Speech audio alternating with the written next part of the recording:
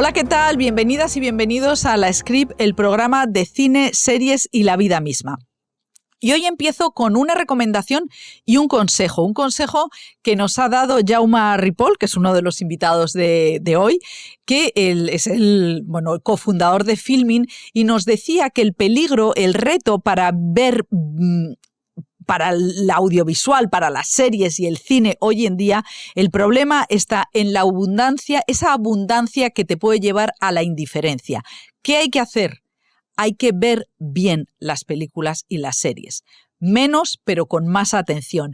Y lo que dice es que hay que apagar las luces, hay que desconectar de los móviles y centrarte en lo que tienes delante. Bueno, vengo a recomendar Blossom Shanghai, que es una serie, la primera serie del director chino Wong Kar-wai, el de Deseando Amar, que hace 5 capítulos que he visto, van a ir estrenándose en Filmin sucesivamente hasta 15, aunque la serie tiene 30, y es una serie... es súper curioso porque Wong Kar-wai hace una serie ambientada en Shanghái en los años 90 describiendo lo que fue la gran ola capitalista en esa ciudad.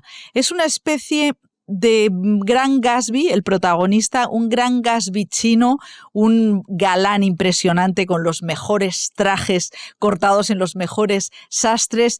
¿Y qué tiene esta serie? Pues por un lado a mí me interesa muchísimo lo que es el discurso del capitalismo chino, porque lo va contando, y luego todo ello visualmente está enmarcado en esa textura del director de las puertas y los números, con esta sensación de ensoñación onírica, con 3 mujeres que representan el honor, la ingenuidad, la inocencia, la ambición, la pulsión que hay entre la ambición y el amor.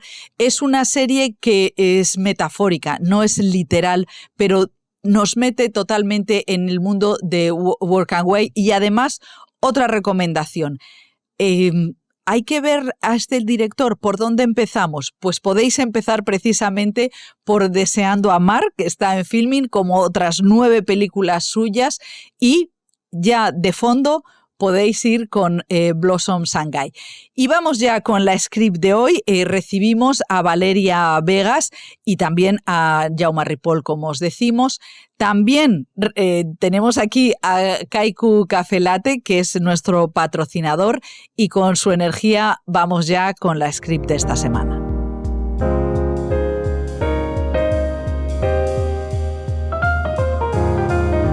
Pues ya tenemos por aquí a nuestra primera invitada, Valeria Vegas. ¿Qué tal, Valeria? ¿Qué tal, María? Muy bien, encantada de estar aquí contigo. Entra Valeria y dice, mi estado natural es la furia.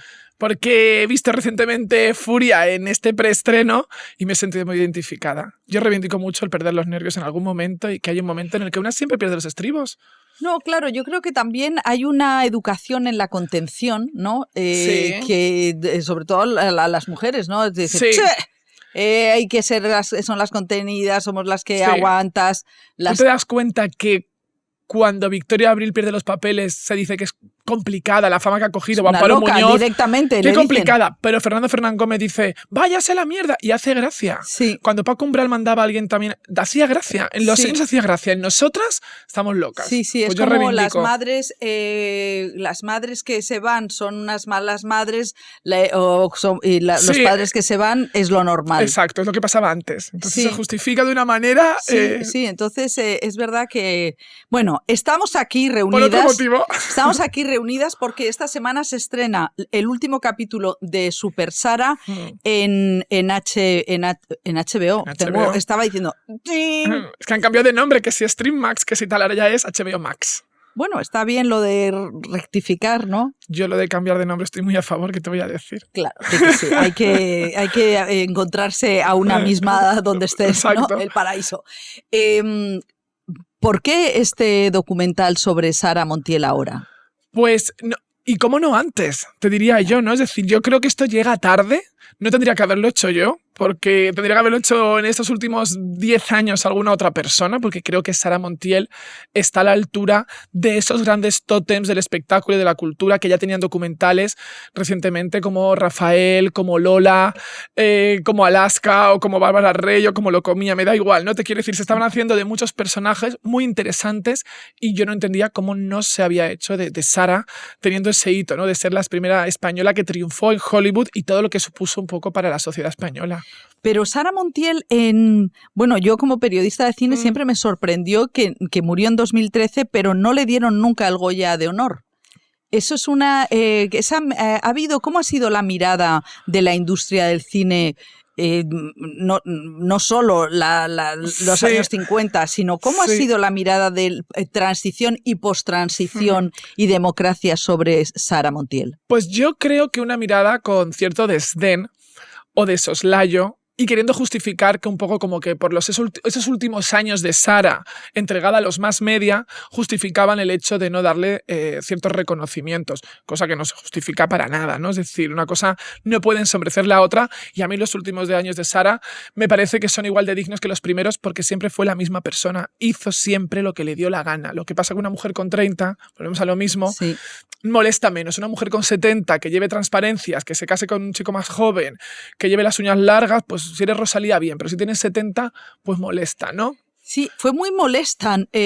Bueno, a mí me sorprende. Bueno, claro, yo no había visto mucho los Sálvames y tal, y todo el escarnio. Sí. ¿Por qué fue sometida a ese escarnio Sara Montiel en los 2000, en estos programas? Sí, que es una cosa que se retrata mucho en el primer episodio, en el tercero vuelve a verse de nuevo, porque de pronto había cambiado, el mundo del corazón cambiaba. Yo tenía muy claro que de cara a hacer esa escaleta, ¿no?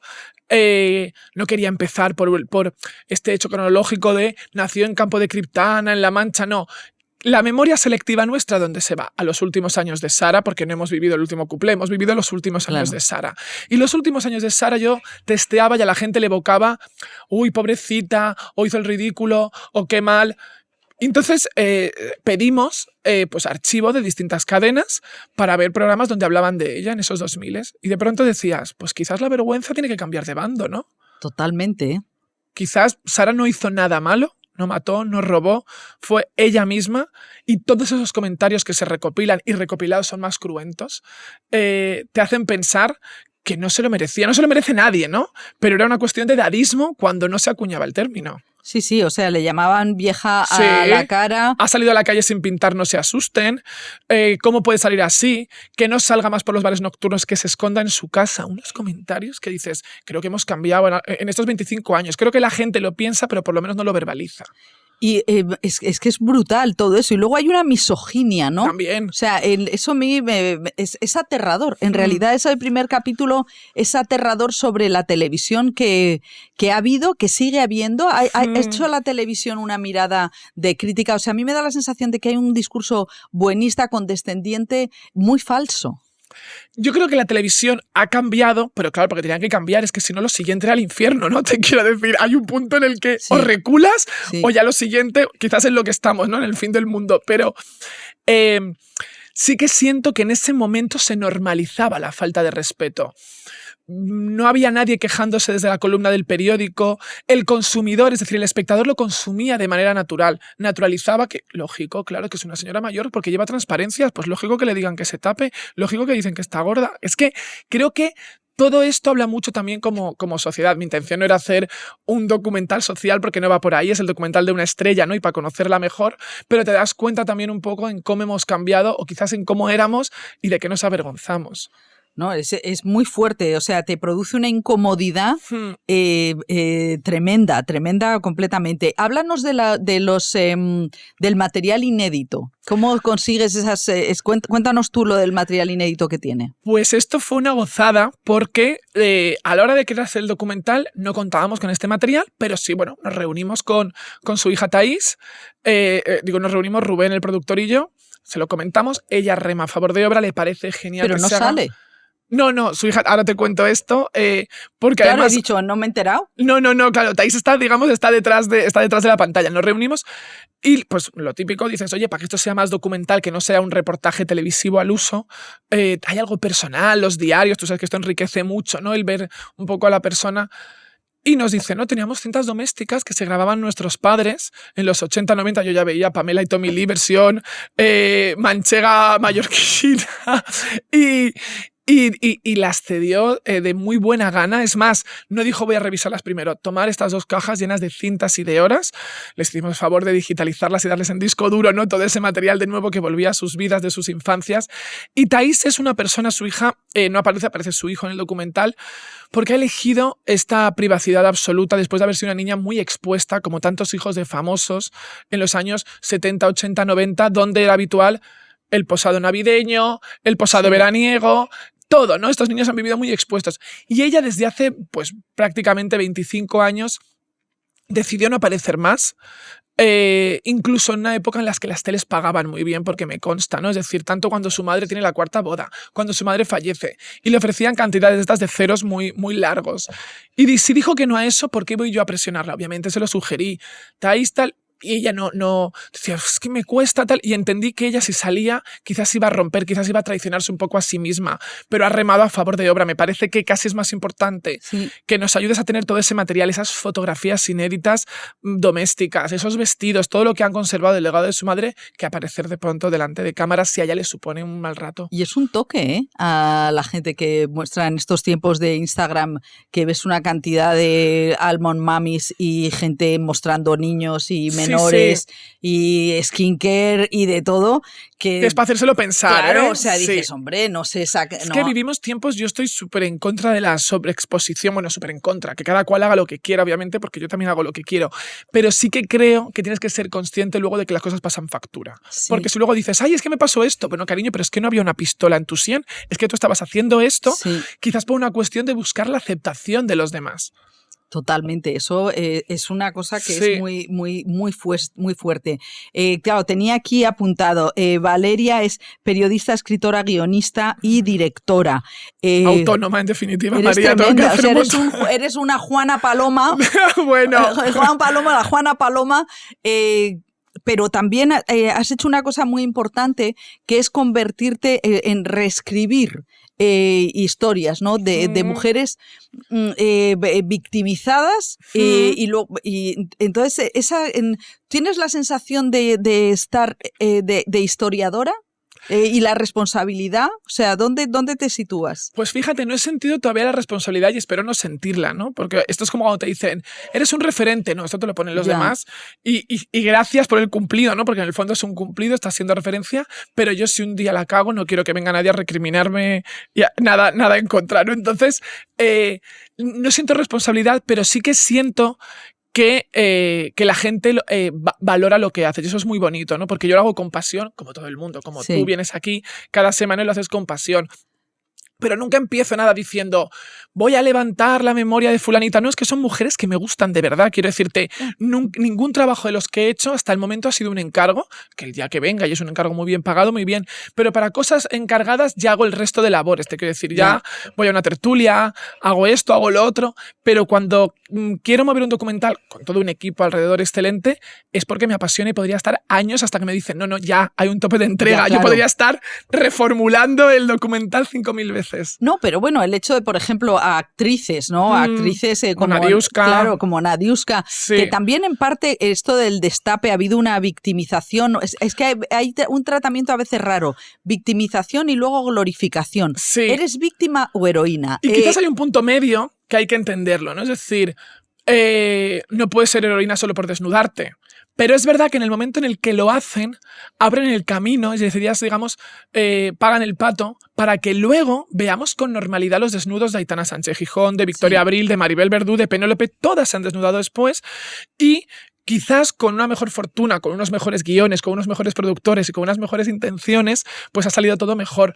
Pero ver el desnudo con naturalidad antes del 75 era imposible en este país. Claro. De manera que hacía falta unas mujeres ahí expuestas que fueron cosificadas o no me planteo tanto. Quiero decirte, para mí son las que abrieron camino y que muchas veces Claro. acarrean la culpa como de que eran películas malas y es culpa de ellas, ¿no? Culpa al guionista. Claro, ¿Qué culpa tiene la actriz de que...? Además, o sea, hay una victimización en el sentido de es la prostituta porque se la directamente y encima es ella la culpable de que sea la película una mierda y que en real. Y luego también esa cosa de elevar el destape.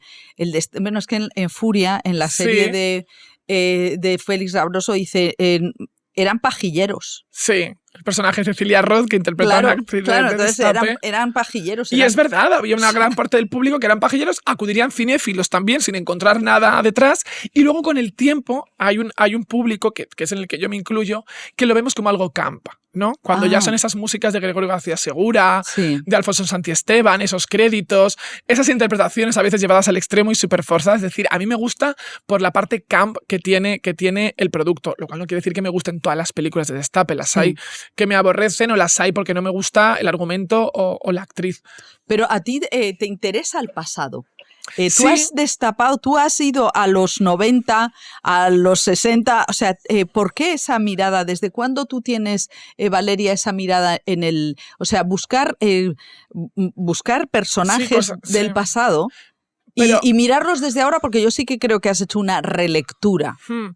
Pero fíjate que a mí lo de mirar el pasado es como una cuestión de curiosidad, es decir, es porque soy curiosa y como lo que vivo ya lo estoy viviendo, me gusta más en plan de, vale, ¿qué había en la época de mis padres? ¿No? Y entonces siempre he sido, desde que tenía 10 o 11 años, yo me acuerdo que una vez se me ocurrió forrar una carpeta, y te hablo que es que no tenía más de 13 años, y puse a Silvia Cristel. No había visto Emmanuel, pero yo la vi en una revista, me pareció muy guapa y mis padres me dijeron, uy, estaba ella la mítica con el sillón Emmanuel que se ha llamado luego justo como la película. Y un profesor, claro, se sorprendió de que alguien con 12 años a destiempo absoluto tuviera a esa señora, pero a mí me parecía, y no lo justificaba, dije, pues me parecía muy guay, he visto que a mis padres le molaba a esta señora y la he puesto aquí. Entonces, no sé qué, yo creo que es lo mismo que le pasaría a Terence Moix con Egipto. Y no había vivido aquella época, porque no es nostalgia. Yo un día me preocupé y dije, a ver si yo nostálgica, y te quedas atrapada porque la nostalgia es peligrosa. Pero la nostalgia es cuando lo has vivido. Yo no tengo nostalgia de mis 90 ni de mis 2000. Yo aborrezco cosas de los 2000 que me ha tocado vivir en las radiofórmulas y las... ¿Sí? Uy, sí. ¿Y qué tenía yo llevaba fatal los triunfitos, detestaba, te quiero decir, yo no he vivido conforme de manera que mi nostalgia, o sea, no es nostalgia, a mí me gustan los 70, yo no viví los 70, los 80 no los viví en plena conciencia tampoco, entonces es raro.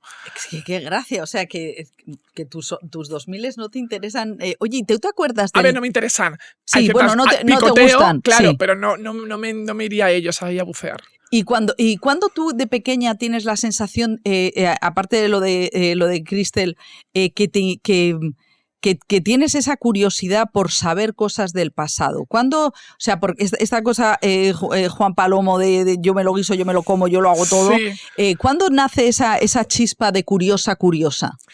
Es que no te sabría decir qué decirte. A ver, sí. O sea, tú eres periodista. Sí, yo estudié comunicación audiovisual. Comunicación audiovisual. Pero lo que pasa es que tú sabes, cuando sales de ahí, la gente no se llamaba comunicadora, no te ponían debajo. Bueno, claro. Ponen publicista, periodista, pero comunicador audiovisual no se pone, y eso que es casi el mismo triángulo, ¿no? Los 3 primeros años la carrera era prácticamente igual. Y entonces un día te empiezan a poner periodista como cuando te ponen activista. Yo no he sacado una carrera de activista, ni me considero, ni hago portal. Pero te lo ponen, pero bueno. Me encanta, bueno, es que eres activista. Ya, pero yo no me lo adjudico, te lo ponen los demás, porque creo que yo le doy mucho valor al activismo y entonces no me adjudico eso, me da como cierto apuro. Sí, bueno, claro, lo entiendo, pero yo, por ejemplo, creo que tú has hecho una relectura de las mujeres trans, de Cristina, vestidas de azul, que eso es súper, eso es... una voluntad de restituir. Sí. Y también en un momento en el que estaban defenestradísimas. Quiero decir que yo siempre digo que estoy abanderada en lo peor. Me he dado cuenta hace muy poco, porque de pronto, claro, La Veneno era lo peor. Cuando yo quiero escribir sobre La Veneno no había una serie mega bien hecha, con los Javis detrás, no. La Veneno de hace no sé cuántos años estaba vista como lo peor, ya no la querían ni la publicidad ni las teles. Escribir en 10 minutos habrá gente que lo verá como lo peor, y para mí me da la vida esta revista clásica que lleva como un siglo, ¿sabes? Y que pueda hacer yo entrevistas a actores, a actrices, a cantantes. Cine de barrio, pues también se ve como, por según qué gente lo verá como lo peor. Yo lo veo como casi antropología social, poder comentar esas películas. Entonces todo el rato estoy vinculada a lo que una parte de la sociedad ve como lo peor. Entonces...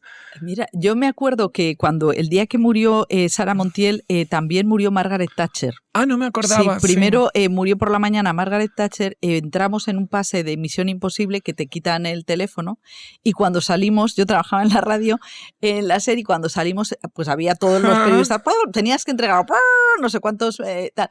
Y entonces, de alguna manera, Thatcher se comió a Sarah informativamente, ¿no? ¿Sabes que esto también te acuerdas que le pasó a Michael Jackson con Farrah Fawcett? Michael se comió a Farrah, fue el mismo día y esa mujer del bañador rojo, del póster más vendido, el ángel de Charlie, no existió ese día porque Michael Jackson falleció el mismo día que Farrah y Farrah Fawcett desapareció de los titulares. Eso fue una cosa que te impresionaba. ¿Y cómo recuerdas tú? ¿Tú recuerdas su muerte? O sea, ¿qué es lo que a ti qué imagen tienes tú de Sarah Montiel que tengas? O sea, que sea tu imagen. Claro, porque todo el mundo tenemos una imagen de Sarah Montiel. Tú tienes una, yo tengo otra, él tiene otra. Yo tengo de ella más joven, que es mucho más benévola, ¿eh? Sí, totalmente. Y además mucho más en activo artísticamente. Claro, o sea, me ha impresionado mucho el documental por esa sensación de cómo fue humillada. O sea, me ha parecido súper duro. Y me ha parecido además que era un dedo acusador muy fuerte. Muy fuerte de una mujer que tampoco había hecho nada malo. Si es que la cuestión, a mí lo interesante de Sarah es que es ya no solo sus logros artísticos, que fue un icono nacional, ¿no? Para mucha gente, para nosotras nos pilla destiempo, pero hay que entender que para mucha gente era nuestra Marilyn. Y era la mujer que la película daba igual. Lo importante era Sarah Montiel. La gente se iba a ver en los años finales de los 50 y 60 todas esas películas de Sarah porque salía Sarah. De hecho, Sarah salía antes que el título. Sarah Montiel en... Lo que sea. Y en lo que sea. Y a veces lo que sea era lo mismo. Era cantar, sufrir, amores ilícitos. Es verdad, lo de cantar y sufrir. Claro, entonces para mí, por un lado, está el mito y el icono, pero luego hay muchas Sarahs. Mi Sarah, volviendo a tu pregunta, es la de los 90, que la recuerdo que iba a programas que todavía no eran tan sangrientos, ¿no? Como los de los 2000, porque ya acudían en los 90 a los programas de Julia Otero, de Buenafuente, estaba divertida, la trataban como una estrella, ¿no? Y yo recuerdo que cuando la veía, me daba muy buen rollo, porque yo decía, yo podría ser esa señora. Fíjate, yo pues, tengo que tener 12 años, o sea, yo ya proyectaba una señora mayor en mi cabeza, ya era bien joven.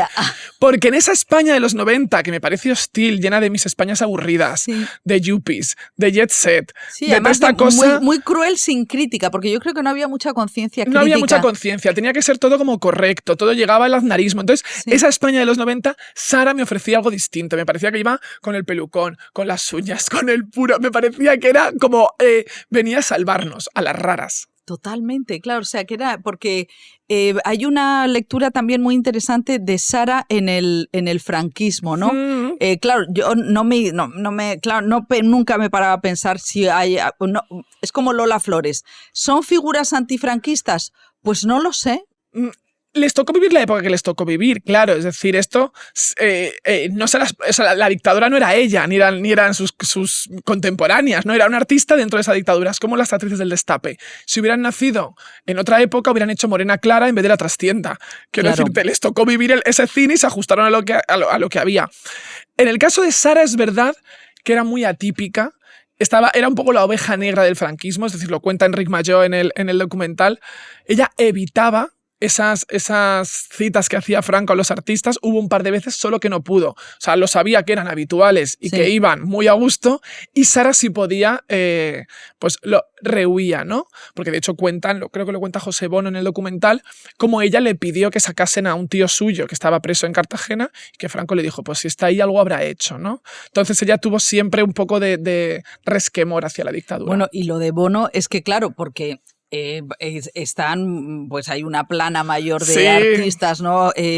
Viviana, Loles, Olvido, Alaska y tal, y de repente aparece José Bono. Mucha gente me ha preguntado ¿por qué José Bono? Claro, y yo no tenía ni idea, aparte de que fueran manchegos, que, había un vínculo ahí. ¿Qué vínculo hay, por favor? Lo pregunta mucha gente, es curioso. Claro, porque dices, no me luego pega ya nada. En el segundo episodio ya lo ves a él dentro de las cintas domésticas y entiendes que estaba dentro de esa casa. Tenían una muy buena amistad que entiendo que se generó cuando él era presidente de Castilla-La Mancha, y que tendría esta admiración generacional también por el mito y por el icono. Pero sí, pasaban vacaciones juntos, iban de vez en cuando, tenían un vínculo, y él siempre ha estado ahí un poco apoyándola, que incluso desde las instituciones manchegas se la premiase y demás.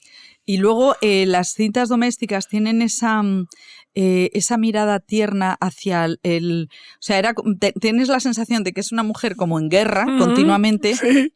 menos, porque claro, esos corpiños son también una armadura de batalla, ¿no? Total. Claro, entonces menos cuando está en esa casa de Mallorca con su marido y los niños, y entonces hay una, como, bueno, pues es la mujer manchega. Exactamente. Sí. Vamos, que le está faltando hacer unas migas, ¿no? Así es. Claro, entonces todo eso resulta tierno, sí. y da pena, ¿no?, que no haya trascendido esa imagen. Totalmente. Sí, pues ojalá esto sirva un poco para eso, porque es verdad que las cintas domésticas, volvemos a lo mismo, no había una intencionalidad desde el minuto 1 porque no las teníamos, pero una vez las tenemos y vas montando ese puzzle, yo tenía claro que esas cintas permitían conocer a la mujer detrás de la estrella, porque la estrella la hemos visto todas. Sara Montiel era incluso impostada cuando quería en televisión, bueno, era maravillosamente artificial, se ponía de lado, hablaba así. Quiero decirte, todo el mundo tiene esta imagen cuando ella quería potenciar más esa imagen de diva, ¿no? Entonces, de pronto, encontrarte con esa Sara que no has visto, que le da potitos a su hijo, que se baña en topless todo el rato, en el barco, en la piscina, que está con los amigos bailando en una fiesta, que bromea a cámara, que es maravilloso. Sí, que están topless todo el rato. Todo el rato. Mira, ¿ya? Eso es maravilloso porque visualizábamos una cinta, nos repartimos las cintas con redactoras, compañeras. Eran muchas, 5 tú, 5 yo. Al final tuve que ver todas porque no me resistía. A mí cuando me decían, aquí está Sara, digo, quiero verla también. ¡Qué barbaridad! Y entonces de pronto salía, oye, que está aquí Sara en topless. Bueno, esta evitaremos ponerla. Ya ves tú, qué tontería. Otra, cuando nos dimos cuenta, es que está siempre en topless. Y yo les dije, ¿sabéis qué pasa? Que Sara posó desnuda para interviews sin ningún tipo de apuro. Con su cuerpo. Increíble, que fíjate, Lola no lo tuvo. Lola, cuando hizo aquel posa para interview, tuvo que fingir que era un robado, cobrado y pactado, pero era como un robado que le habían pillado. Esto lo hacían muchos, Maruja, Lola. Por eso Sara era distinta. Sara no. Sara posaba mirando a cámara, retadora. ¿Y cómo se llevaban Sara Montiel y Lola Flores? ¿Cómo era ese dúo que es, bueno, no era un dúo, evidentemente, pero esas dos mujeres que coincidieron en el tiempo, ¿cómo se miraban las dos leonas? Pues yo creo que se sabían dos leonas, pero de mundos muy distintos. No tiene nada que ver el mundo de Lola, que quizás era más purista, que venía del flamenco, que tenía la copla detrás, que el mundo de Sara, que era el cuplé, que era la frivolidad, que era el sexy, pero las dos se sabían reinas cada una en lo suyo. ¿Y no rivalizaban? Y no rivalizaban porque creo que sabían que no eran rivales. Creo que había algo donde saben que cada una tenía su territorio. No eran tampoco grandes amigas, nunca me ha dado la sensación de que fuesen grandes amigas, porque yo creo que Sara era muy incomprendida por sus contemporáneas, pero claro, cuando Sara de pronto en los 90 grabó un disco en Bacalao, yo me imagino a todas las contemporáneas... No se hizo nunca perdonar, ¿no? Nada. ¡Ay, qué bueno, María! ¡Qué bueno! Porque estos días se sacó la conclusión todo el rato que es que Sara no tuvo culpa nunca. No.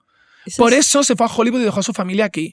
Por eso fue madre con 50 años, en una época en la que 50 parecían 80. Porque una mujer en los 70 con 50 era mayorcísima. Sí, tenía que entrar en la fosa directamente claro, social, exacto. O sea, salir del espacio público. Claro. Adoptó cuando no lo había hecho ni Rocío Jurado, ni La Pantoja, ni Angelina Jolie, ¿no? A finales de los 70. Todo el rato hacía todo porque no tenía culpa. Sí, totalmente. Por eso cuando llegó el momento de esta moda que hizo Liz Taylor, que hizo Gina Lollobrigida, que hizo todas grande, de casarse con otro más jovencito, exclusiva de por medio. O sea, hizo lo que tocaba en el guión. En el guión de este tipo de estrellas. Y en el guión americano. En el guión americano, eso pero en España no se veía igual. No, pues es muy, muy recomendable.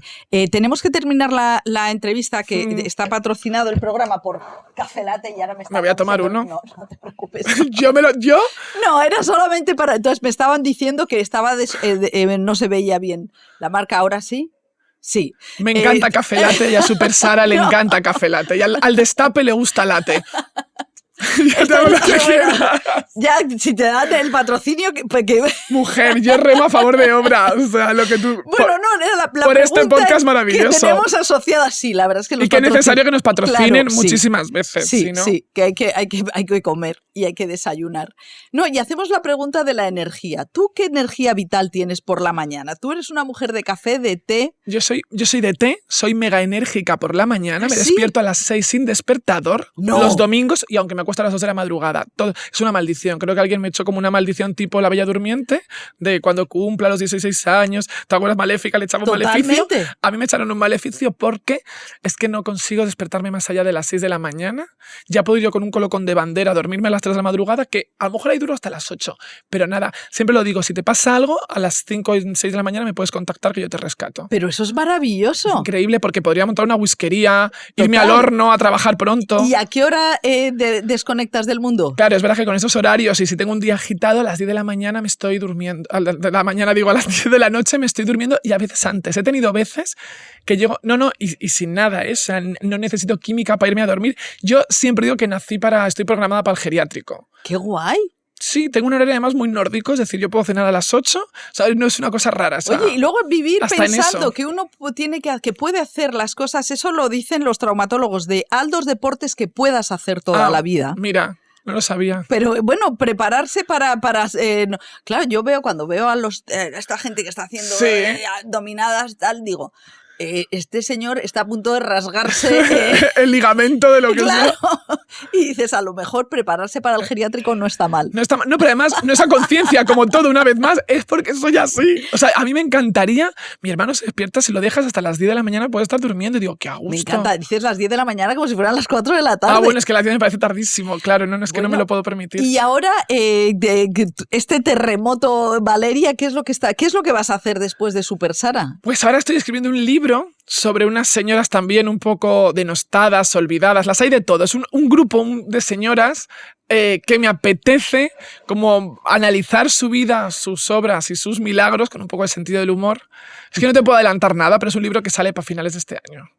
Ah, bueno, pero qué interesante. Sí, vendré a contarte, te mandaré un libro, te regalaré un libro. Me mandas el libro y luego además siempre consigues hacer el viaje a la pantalla.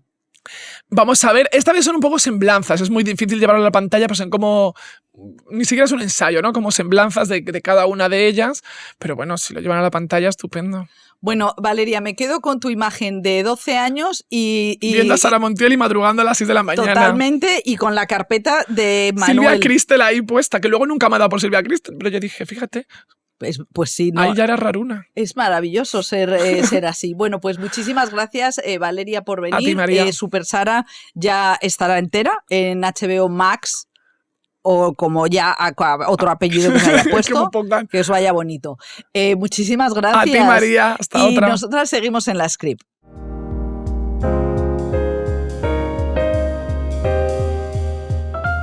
Y ya tenemos por aquí a nuestro siguiente invitado, que es Jaume Ripoll. ¿Qué tal, Jaume? Muy bien, muy feliz. Cofundador y director editorial de Filmin, que cumple 18 años. Ya está, estamos en la adolescencia, madurez, no sé qué edad está. Para una plataforma, 18 años son como 153 en la vida real. Claro. Yo decía que somos como las Maggie Smith o la Angela Lansbury de las plataformas, esa cosa de somos octogenarios de alguna manera. ¿Quién nos hubiese dicho hace 10 años, ya no te digo 18, que hubiésemos estado aquí tú y yo hablando y celebrando esa adolescencia? Una adolescencia que... Jaume es muy didáctico, eres un comunicador total, y yo alguna vez te he escuchado decir cuál era cómo el público de mi generación, por ejemplo, que yo en los años 80 hacía cola para ver las películas de Woody Allen. ¿Cuántos espectadores había en los 80 o en los 90? Gente que veía cine de autor con respecto a ahora. ¿Qué ha pasado con esos espectadores? ¿Dónde están, no? ¿Sí? Yo siempre pongo la imagen del cine de Pasolini, de Costa Gabras, de los 80, incluso final de los 70, como Romer, Costa Gabras, Pasolini, Bergman, eran directores que Fellini, en España podían conseguir, en un país de 36 millones de habitantes, más o menos, 66, 67, 500.000 de espectadores, 1 millón de espectadores una película. Y esto es algo difícilmente imaginable hoy. Es verdad que hay una película, La Sustancia, que podría ser un fenómeno reciente, que ha hecho 500.000 de espectadores, no muchos más, 550.000, y nos referimos a un gran fenómeno, una película rodada en inglés con estrellas estadounidenses. ¿Dónde está ese público? Pues se quedará en casa, habrá otro público que quizá hay un tipo de cine que ha crecido y no quiere verlo. De alguna manera, yo recuerdo cuando trabajaba en el videoclub que siempre venía gente que te decía, no, las películas europeas son películas de gente pobre, fea, que lo pasa mal. Y eso, por supuesto que es falso. Pero eso es cierto cliché establecido en un tipo de espectador que nosotros tenemos que trabajar, los que nos dedicamos a la distribución y a la producción, de quitar, de demostrarle al público que eso no es así. No al público que ya tenemos, porque muchas veces creo que aquellos que trabajamos en la distribución nos dirigimos siempre al mismo público. Y damos por la batalla perdida para intentar llegar a esa otra audiencia, que es la mayoritaria. Hablamos de una película que tiene éxito de 500.000 espectadores en un país de 49 millones de habitantes. Sí, no, a mí me impresiona mucho esas cifras, porque claro, en los 80 yo iba a ver El Rayo Verde y había cola solamente porque estaba en el Alphaville en ese momento. Sí, por supuesto, si no hubiese inquietud e interés por ese tipo de cine, tú y yo no estaríamos hablando hoy. O hablarías conmigo en otro cargo que no fuese el de trabajar en una plataforma como Filmin que hace de ese cine y de esas series bandera. Claro que existe esa audiencia.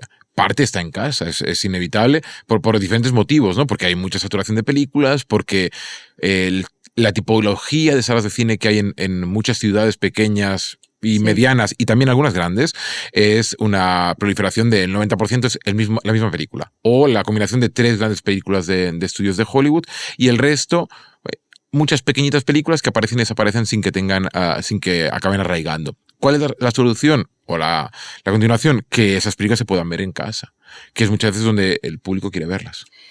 Para que no te conozcan, hay un libro autobiográfico que se llama Videoclub, que claro, tiene muchas lecturas, es sentimental, es cinéfilo, es empresarial. ¿Cuál es tu comienzo? Jaume Ripoll, natural de Mallorca. Sentimental emocional sería, ¿no? Claro, mira, mi comienzo y empiezo y explico cómo empieza el libro, porque de hecho me parece pertinente para hablar de lo que es la vida de un distribuidor de cine, no la mía, sino la de mi padre. El libro empieza con una anécdota en el cine ABC de Mallorca, de Palma. Era un cine que esas siglas la gente refería a que eran las siglas de Abre bien el culo. Y lo decían así porque era un cine donde se proyectaban películas eróticas. Y el cine dejó de proyectar películas eróticas para proyectar cine de autor. Hablamos de años final de los 80, principios de los 90, empezó a cambiar. Yo ahí, por ejemplo, vi Los Juncos Salvajes o Mi Viejo Privado, la de Gus Van Sant. Pues bien, año 89, 90, perdón, mi padre, mi madre y yo vamos al cine ABC al estreno de Átame. La película de Almodóvar. Mi padre había sido era distribuidor en Baleares de Lauren Films y Lauren distribuía VHS, Antonio Llorens, y trabajaban y habían distribuido, por ejemplo, Mujeres de un ataque de nervios, que era la anterior película de Pedro, que no ganó el Oscar.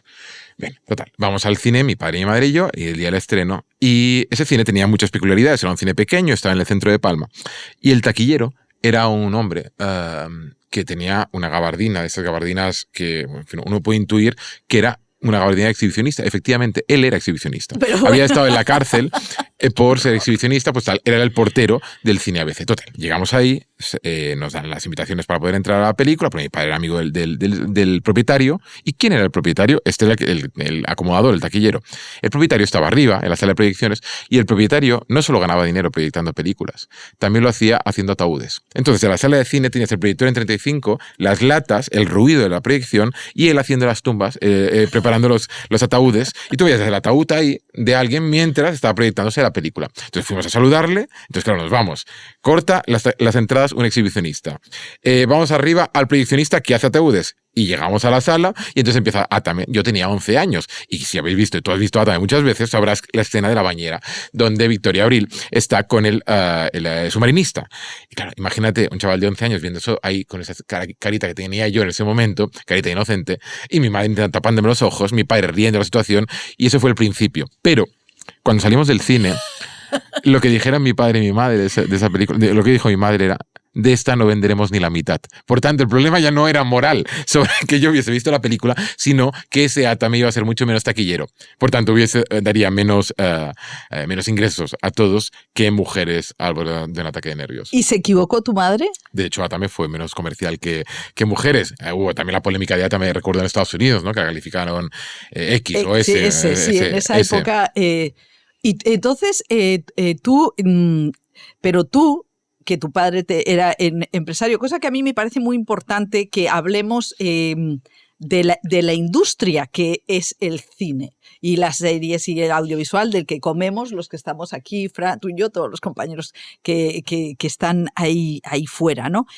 Pero tú, que eras el niño del videoclub, te fuiste a la SCAC, que era esa SCAC que nacía entonces. ¿De qué promoción eres tú? De la tercera. No había industria en ese momento. Por ejemplo, el libro nace con un homenaje a los propietarios de videoclubs, por tanto era al prescriptor local, al prescriptor de barrio que teníamos todos, o que éramos algunos y que eran otros que, digamos, aprendieron su cinefilia a partir de las recomendaciones de alguien que trabajaba en un videoclub, y al distribuidor nacional, pero también local, al que, por ejemplo, mi padre trabajaba en Lauren Films y hacía que desde el Carrefour, al Campo, al Corte Inglés, a los videoclubs, comprasen las películas que distribuía la Lauren Films. Por tanto, mi padre luchaba para que un tipo de cine, mi padre y toda la gente de su generación, para que un tipo de cine que era quizá más arriesgado estuviese en las estanterías de los videoclubs que frecuentaban los que iban ahí, repito, de la mitad de los 80 hasta final de los 90. Y cuando empecé en SCAC, en la tercera promoción... O sea, ¿tú en qué año empezaste? ¿Tú de qué año eres? Yo nací en el 77 y empiezo SCAC en el 96, que es la 96-97, la tercera promoción, pero no había industria. Yo recuerdo cuando les dije a mis padres, yo quiero estudiar cine, y la industria del cine para ellos era, sí, la distribución de películas, pero ¿qué industria había? ¿Cómo podía pensar yo que iba a acabar rodando una película cuando los directores eran pocos y estaban en Madrid muchos y algunos en Barcelona? Y así empecé. Y de hecho, por ejemplo, la primera promoción son J, Quique Maillo y muchos otros. J. Bayona, exacto.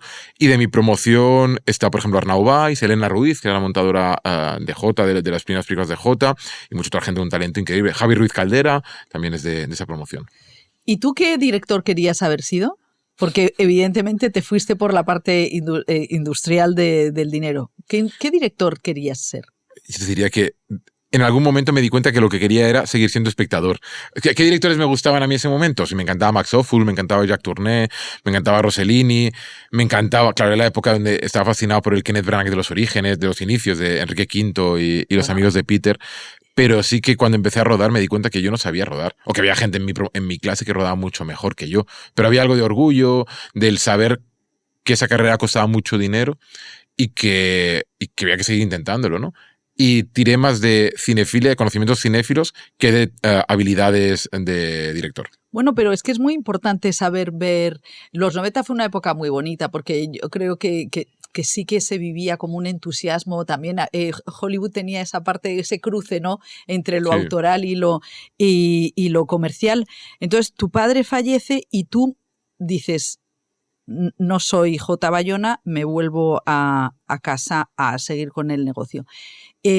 ¿Cómo nace Filmin? También un poco para quien dice, ¿quién está detrás de Filmin? ¿Cómo nace Filmin? Pues Filmin nace con Juan Carlos Tous, José Antonio de Luna y yo.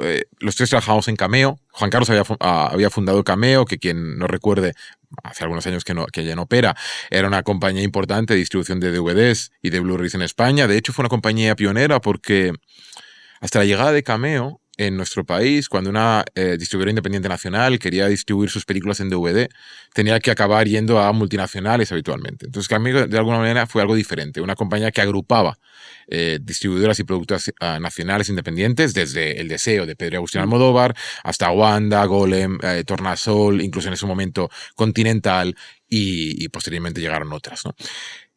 El espíritu de Filmin fue un poco el mismo, es decir, en ese momento hablamos del año 2006. Menudo lío. Claro, en 2006, pero la música ya estaba enfrentando un problema que era la llegada de Internet. O sea, la llegada no. Que Internet era el canal de distribución favorito de mucha gente. Pero como no había una propuesta legal, tenían que utilizar otro tipo de canales. En ese momento, en 2006, en la época de Napster y derivados. Y entendíamos... O sea, las descargas ilegales, la grandísima bronca... Internet era un espacio no regulado, sin ninguna propuestas legales, de alternativas donde el público que quisiera pagar lo pudiera hacer. Y en ese momento nos planteamos, al cine le va a pasar lo mismo. Es verdad que las películas pesaban más, por tanto era más complicado la idea del streaming, pero tarde o temprano iba a llegar. 2006. Muy bien. Eso tenemos la idea, desarrollamos el dossier, el proyecto, y en 2007, justamente en mayo, hace poco más de un mes, en mayo de 2007... hace poco más de un mes cumplimos 18 años, en 2007 creamos la SL. Y la SL, curiosamente, no se llama Filmin, se llama Comunidad Filmin. Porque desde el principio creíamos que Filmin sería fuerte a partir de sus usuarios, no solo de sus títulos, sino el sentimiento de pertenencia de los bueno, en este caso no suscriptores, sino usuarios de la plataforma. Y claro, empieza el camino en 2007. Fundamos la SL con productores y distribuidores españoles, pero claro, no había tecnología, no había referentes, no había marco de negocio claro. Los posibles usuarios no estaban acostumbrados y tardamos 1 año y pocos meses, en octubre de 2008, en estrenar la plataforma con una película que era Tiro en la cabeza. ¿Y qué sucede en 2008? Lehman Brothers, crisis económica. Entonces, dile tú a una persona que tiene una crisis clara económica en casa, doméstica, pensar, no, ahora tienes que pagar por algo que antes no pagabas. Sí, porque sí, veíamos que la manera americana de ver de la televisión nos resultaba rarísima. Bueno, y que aquí no está acostumbrada la gente a pagar y afortunadamente podemos decir que se ha conseguido que el público, los espectadores entendieran que era mejor pagar por tener decenas de miles o centenares de obras al alcance con calidad óptima, tanto en filming como en el resto de plataformas. Y para que eso sucediese, es verdad que contribuyó que llegase Netflix, por ejemplo, a España hace 10 años para acabar de hacer que el público se acostumbrase a pagar por ver. Pero tú, como eres un personaje, o sea, un visionario, claro, que ves, es como que una especie de zorro que está olfateando, ¿no? A ver, porque dices, bueno, yo tengo una plataforma que va estupendamente, pero tú también eres distribuidor, ¿no? Y de hecho tú estás haciendo una cosa muy rara y es que tú te vas a los festivales, compras películas, hueles y dices, me interesa, por ejemplo, que estas películas que salen de un festival, que van al cine, que yo esté metido en la distribución. No sé, por ejemplo, de las gordas, La Sustancia. Tú fuiste a Cannes y dijiste, en Cannes se montó un poco, pero La Sustancia ha ido creciendo el año pasado. ¿Por qué haces tú eso y no lo hace Netflix? No lo hará porque no lo necesita, porque tiene el dinero suficiente para comprarlas ellos o para hacerlas ellos. En algunos casos Netflix compra la película acabada, en el caso de Emilia Pérez, por ejemplo, la adquirió para muchos territorios mundialmente, pero en España la codistribuyeron Wanda y Elástica. Y otras las producen ellos, ¿no? La Sociedad de la Nieve, Roma o Okia, o las que tengan que producir. ¿Por qué lo hacemos nosotros? Yo creo por diferentes motivos. Uno, es mejor ir de la mano con otro que acabar a guantazos con otro. Es decir, es mejor asociarte que pelearte. Es mejor sumar fuerzas que intentar dividirte. Es mejor sumar conocimiento, talentos y fortalezas. Yo creo que al final la codistribución hace eso. Si nosotros estamos, por ejemplo, en el caso de Elástica, que mencionas La Sustancia, Anatomía de una Caída o Drive My Car, que son películas que codistribuimos con ellos o con otros compañeros, como con Wanda, con Karma, con Avalon, incluso con Atso, con los que hemos hecho Flow, por ejemplo. Es gente de la que hemos aprendido mucho en el viaje y ellos también de nosotros. Creo que eso está bien. Y también es cierto que refuerza la idea de que Filmin es una compañía que ama el cine. Pero hay una cosa que hacéis, que es que creéis que los festivales y el cine, o sea, el estreno en cine, no el estreno en cine en pequeñito como hace Netflix, sino que el estreno en cines grande, con inversión, favorece a la plataforma. Sí, favorece a la película y al final, si la película crece, la plataforma, cuando llega a la plataforma esa obra, se beneficia. ¿Qué sucede? Que no todas las películas tienen ese margen de crecimiento. Quizá el principal problema que tenemos hoy es que vivimos en una sociedad digital que tiende a ser binaria. Es decir, o es un éxito arrollador o acabas perdiendo mucho dinero. Y ante la expectativa de perder mucho dinero es mejor retraerse y decir, no me atrevo. O la estreno de alguna manera en pocas salas, con poco riesgo, porque sé que el techo de esa película es demasiado bajo para que yo pueda recuperar esa inversión. Y también por otro elemento, no tenemos que obviarlo, yo creo que el espectador ha cambiado y ahora va a ver películas, no va al cine. Va a ver películas. No es lo mismo. No es esa idea de yo cada semana voy al cine, claro, independientemente de lo que en el cine proyecten, o solo voy al cine si la película que allí proyectan la debo ver para estar en la conversación o por algún motivo concreto. Básicamente para estar en la conversación. Y en nuestro caso yo te diría que yo defiendo, por supuesto, las salas de cine. Trabajamos para que las películas se vean en salas de cine y también creo que no todas las películas tienen que estrenarse de la misma manera. Y eso es algo que los agentes de venta y los propios directores no entienden. Mire usted, su película a lo mejor no tiene que estar en 40 salas. Su película tiene que hacer un circuito bonito de festivales, después a lo mejor en non-theatrical, que son los pases en cineclubs, en filmotecas, en bibliotecas, donde considere el circuito que se puede hacer. Y finalmente, o en paralelo, se ven en Filmin. Porque no pasa nada. Es maravilloso ver películas en casa. Yo me he criado trabajando en videoclubs y, viendo películas en casa en formato 4/3 y dobladas al castellano. Y con anuncios si las grabábamos de la tele. Y no éramos peores cinéfilos que aquellos que tenían la fortuna de tener una filmoteca o una cine versión original a 3 calles de su casa. Bueno, yo me acuerdo Cuarón en Venecia cuando presentó Roma, que tenía, además lo hizo todo en castellano, o sea, con Sarandos ahí, que yo estaba diciendo, qué tensión, o sea, había una tensión tremenda. Le dijo a todos los periodistas, vosotros no habéis visto cine mudo en un cine. No lo habéis visto muy pocos. El formato es la televisión. ¿Y cuál es el reto ahora mismo para la industria audiovisual en 2025? Te diría que el peligro es la indiferencia y la saturación. Creo que son los dos peligros que tenemos ahora. Uno, la gestión de la abundancia. Hay muchas obras, hay mucha oferta, hay muchas obras que se parecen y el espectador está confuso y ante la confusión y la abundancia suele pasar la indiferencia. No sé muy bien qué ver, acabo haciendo otra cosa. Acabo por no ver nada. Y ese es un problema de nuestro tiempo, problema de virtud. Yo siempre he dicho que el principal beneficiado de los cambios tecnológicos de los últimos 15 años ha sido el espectador, que tiene a su disposición el mayor número de obras posible, obras con una factura increíble, a nivel tecnológico también, y sin que se haya visto perjudicada la experiencia cinematográfica, sino se ha visto beneficiada la experiencia doméstica. Y te diría que sí, que para mí el reto es el saber, no sé, volviendo a lo que decíamos de Pasolini, ¿no? Claro, Pasolini y Bergman en ese momento eran lo que tenías que ver. Claro. Pero no por el gran director, que al final ha pasado el tiempo, siempre que esa película. Hoy volvemos de Cannes, preparamos otros festivales, nosotros somos partícipe de ello con Atlántida y con nuestra propuesta.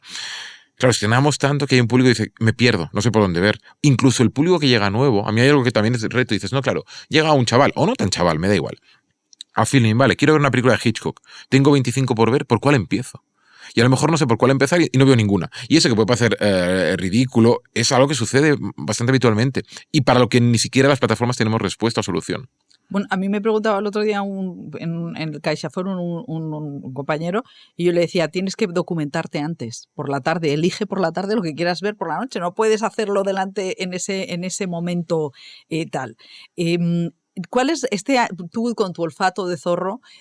¿Cuál es la película? Ana, ¿hay ya película del año? ¿Película que haya salido de Cannes? Bueno, Sirat parece que es película. ¿Cuál es la película española del año y cuál es la película internacional del año hasta ahora? ¿Española del año? ¿De las que me gustan a mí o de las que le gusta al público? Bueno. No, es obvio que Sirat está siendo un fenómeno y es algo que beneficia a todo el mundo. A los creadores que quieran arriesgar, especialmente porque ya tiene otro referente. Yo siempre digo, cuando Pan Negro funcionó, la gente, vale, pues Agustí Villaronga ha conseguido, que era un director radical, consiguió hacer una película con vocación popular, pues los siguientes que quisieron apelar a eso, lo tenían como referente. Si Carla triunfó con Alcarràs, igual. Ahora con Oliver con Sirat. O con Abrina Prat con La Quinta Portuguesa. O con Sorda. Bueno, es maravilloso que hay estas películas, que es verdad que el umbral es 150.000 espectadores, ya no hablamos de los 500.000, pero que una película haga 100.000 espectadores es algo que hoy celebramos, aunque pueda parecer poco. De las películas que yo he visto de este año, mi película favorita es alguna que aún no se ha estrenado, por tanto no debería decirlo, pero como estamos en confianza y nos queremos mucho, te lo digo, que es Extrain Riu. Extrain Riu es el debut de Jaume Claret Marcet, que es un director catalán de 20 y pocos años, que ha rodado cortometrajes brillantes, y la película, no sé, se estrenará supongo en festivales de otoño e invierno. Y yo puedo ver un corte y parece las cosas de las películas más bellas, más inteligentes, más poéticas, mejor trabajadas y con mejor casting de mucho tiempo en España. Bueno, la seguiremos. Tú eres digital, o sea, has tenido la parte de ver esos 11 años, ese cine ABC, madre mía, ese ser prescriptor de Mallorca, que es que lo del libro es muy recomendable porque es que cuentas unas cosas delirantes de delincuentes que pasan por ahí y tú te conviertes en su confesor o en su referente. El caso es que tú eres un nativo digital empresarial y luego también eres mallorquín, pero estás en la órbita de Cataluña. Estamos viendo cómo Cataluña, la SCAC, ha sido un auténtico, es un volcán sin parar. Ahora vemos también a Oliver Lache, que también él ha bebido de mucho tal.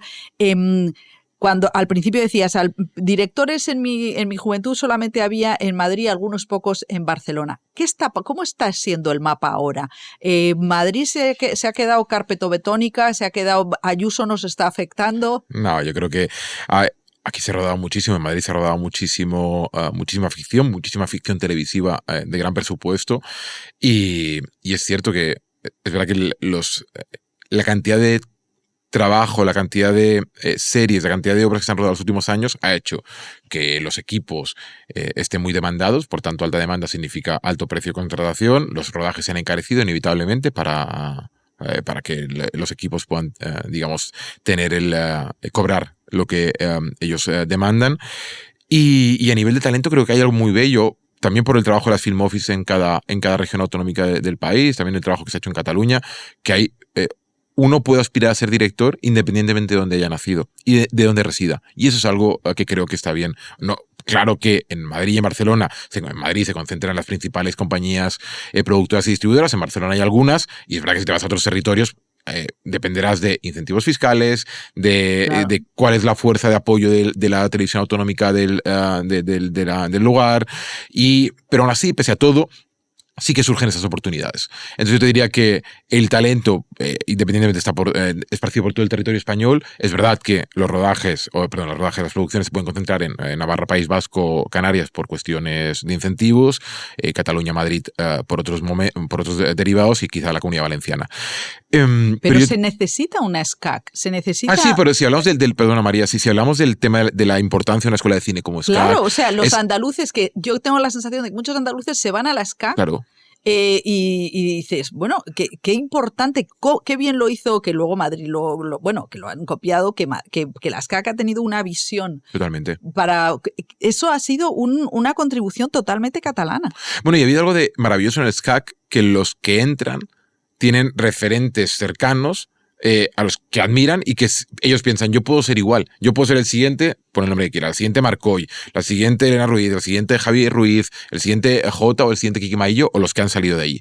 O el siguiente Dugrau, por ejemplo, si hablamos de dirección de fotografía. Y eso incentiva o anima a más directores a aparecer. Y yo siempre digo a quien quiere empezar una carrera, es que por supuesto tiene que tener obstinado, pero tiene que tener inquietud en la mirada. O sea, que al final, si empezamos ahí, mira mucho y mira diferente. O sea, querer ser director, para estudiar cine, ¿cuántas películas hay que ver? ¿Basta con haber empezado a ver los clásicos de los 90? ¿O con cuánto cine visto tendría que entrar una persona de 20 años? Pero con 20 años, al final, con el cine que haya visto, yo creo que eso no es un problema de saber empezar el SCAC sin haber visto, no sé, cuota de cine Jean Rouge, no sé, el cine de húngaro de 70, Marta Metzaros o John Cassavetes. Bueno, puede ser, o puede que lo descubras en el proceso de la carrera. Lo que sí que creo que vale la pena, porque es algo maravilloso de la profesión en la que trabajamos, o la que se quiere trabajar, es, bueno, descubrir obras y no estar constantemente intentando estar al día de aquello que te dicen los demás que tienes que ver, sino que forjarte tú también tu propio camino como espectador. Yo no quiero ver la serie de la que todo el mundo habla, o no tengo necesidad de verla. Entonces dedicaré esas horas de visionado a otras obras, a bucear catálogos en la multitud de plataformas que tenemos en nuestro país, o yendo a filmotecas, pero quizá descubrir ahí la mirada de otro director o de un talento que no conocía, que describe los personajes o describe situaciones que a mí, por ejemplo, me pueden servir para contar historias. O sea, mejor ver Hitchcock entero que no Juego de Tronos. Y yo también he visto Juego de Tronos. Yo creo que es mejor ver algo, pero verlo bien. Ahí sí que yo creo que es importante. Quizá ver menos, pero ver mejor. Ver mejor significa no pasar por las películas de puntillas. No me pongo de repente gritos y susurros en casa a las 9 de la noche mientras estoy cenando y la pongo porque la tengo que ver y voy viendo imágenes. Pero eso puede pasar. Obviamente